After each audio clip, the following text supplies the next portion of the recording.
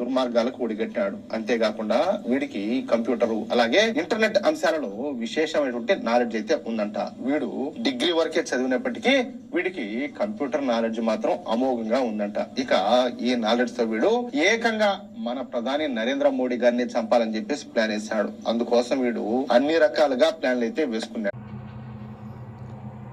శ్రీరామునికి ఆ బాధ వస్తే ఈనాటి శ్రీరాముడు ఎంత బాధపడాలా?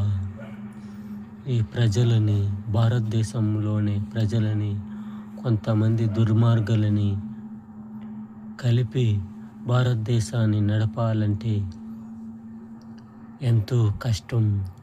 అందువలని గాంధీజీ, నెహ్రూ అటువంటి నాయకులు భయపడి పాకిస్తాన్ వదిలేసినారు. అందువల్ల ఇప్పుడు గాంధీజీ కాదు, మోడీ, అది ఒక విశ్వం. శ్రీరాముడు